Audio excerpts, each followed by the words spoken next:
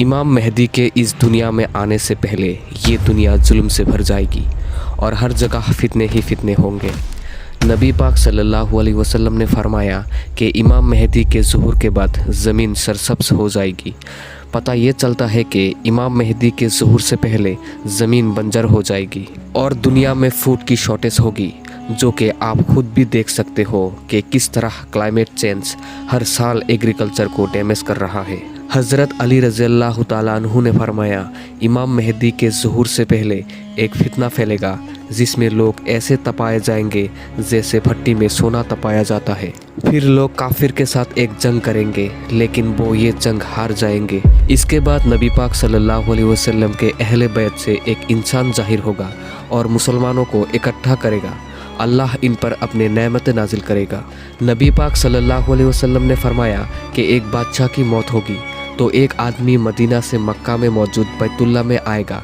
फिर मक्का के लोग उसे हजर अशवत और मकाम इब्राहिम के दरमियान उसके बैत करेंगे और अहले शाम के लोग भी आकर उसके बैत करेंगे, जबकि वो इस बैत को बिल्कुल पसंद नहीं करेगा। फिर अहले शाम से एक आदमी निकलेगा और वो एक लश्कर लेकर इमाम मेहदी को कत्ल करने आएगा, लेकिन अल्लाह उस लश्कर को मक्का और मदीना के दरमियान रेगिस्तान में धंसा देगा।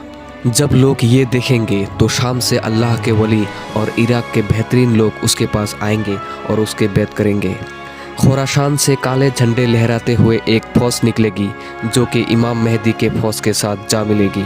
आज के इस दौर में खुराशान के इलाके में Iran, Afghanistan, Tajikistan, Turkmenistan, Uzbekistan, Pakistan, इन सारे मुल्कों का कुछ हिस्सा शामिल है। इस खुराशान के इलाके में जितने भी मुल्कों के शहर आते हैं, इन सब में एक चीज़ कॉमन है, ये सारे शहर कुछ खास डेवलप नहीं है। खुराशान का ज़्यादातर इलाका पहाड़ी और रेतीला इलाका है।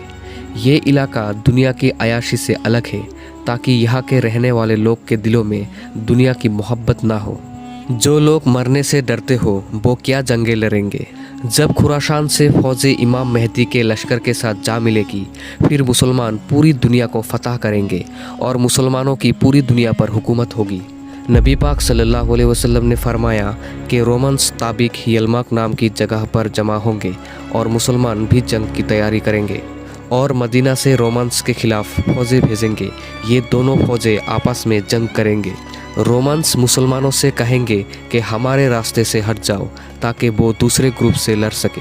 इस ग्रुप को मुसलमानों ने पहले ही कैप्चर कर लिया होगा, लेकिन मुसलमान इनकार कर देंगे और अपने भाई मुसलमानों के साथ खड़े रहेंगे और रोमन्स के खिलाफ जंग करेंगे और वो ऐसी लड़ाई लड़ेंगे जिनकी मिसाल किसी ने देखी नहीं होगी।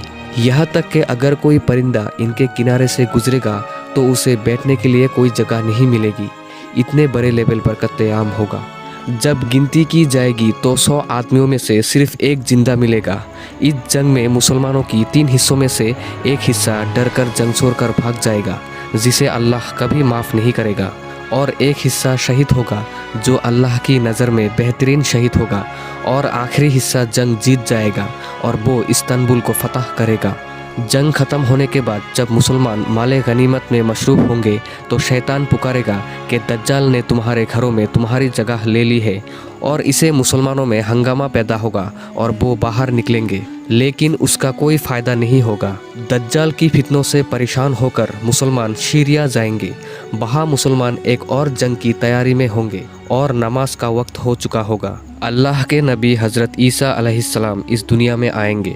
वो 2 फरिश्तों के परों पर दमस्कस के एक मस्जिद की मीनार पर उतरेंगे और वो इमाम मेहदी के पीछे खड़े होकर नमाज पढ़ेंगे। फिर यहाँ से मुसलमानों की लीडरशिप हज़रत ईसा अलैहिस्सलाम के हाथ में होगी। हज़रत ईसा अलैहिस्सलाम फरमाएंगे, दरवाज़ा खोल दो। जब दरवाज़ा खोला जाएगा तो सामने दज्जाल खड़ा होगा। नबी सल्लल्लाहु अलैहि वसल्लम ने फरमाया, हर नबी ने अपनी उम्मत को दज्जाल से डराया है।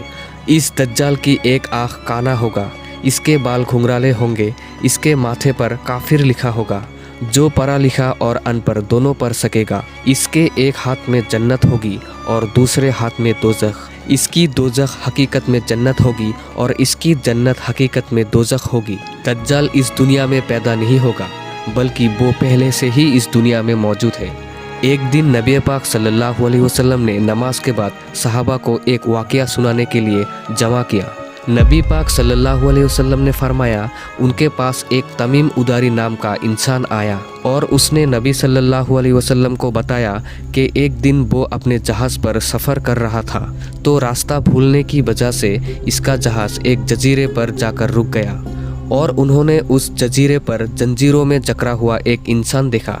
इस इंसान ने इनसे कुछ सवाल पूछे। पहला सवाल, बेसन के खजूर के दरख्त फल देते हैं या नहीं? तमीम उदारी और इसके साथियों ने जवाब दिया और कहा कि खजूर के दरख्त वाकई फल देते हैं। दूसरा सवाल, क्या तब्रिया के झील में पानी है?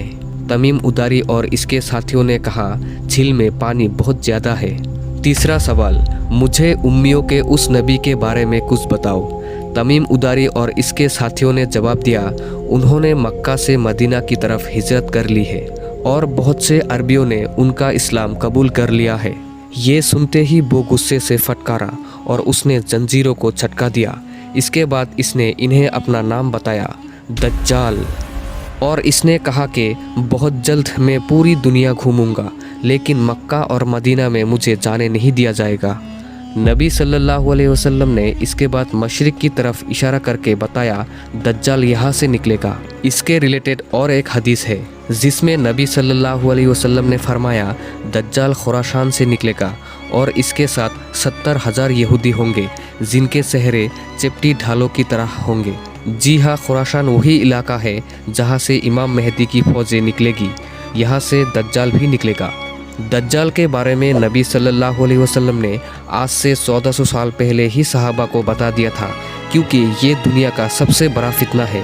दज्जाल इंसानों को मारकर दोबारा जिंदा करेगा और वो अंधे और अपाहिज लोगों को ठीक कर पाएगा और वो ज़मीन को भी फाड़ पाएगा और मौसम पर उसका पूरा कंट्रोल होगा, जहाँ चाहेगा बारिश बरसाएगा।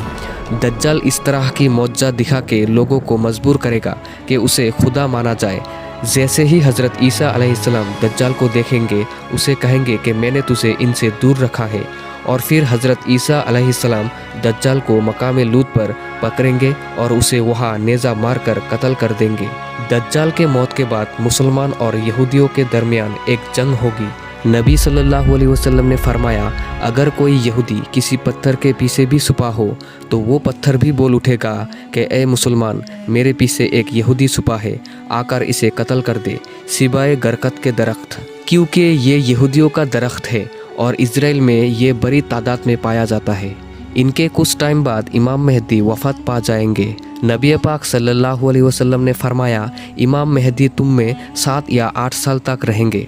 फिर हज़रत ईसा अलैहिस्सलाम कुरान की कानून और एक आदिल हुक्मरान की हैसियत से लोगों में इंसाफ के साथ फैसला करेंगे, क्रॉस को तोड़ देंगे और खिंजीरों को मार डालेंगे और जिजिया को ख़त्म कर देंगे। फिर एंट्री होगी याजूज माजूज की।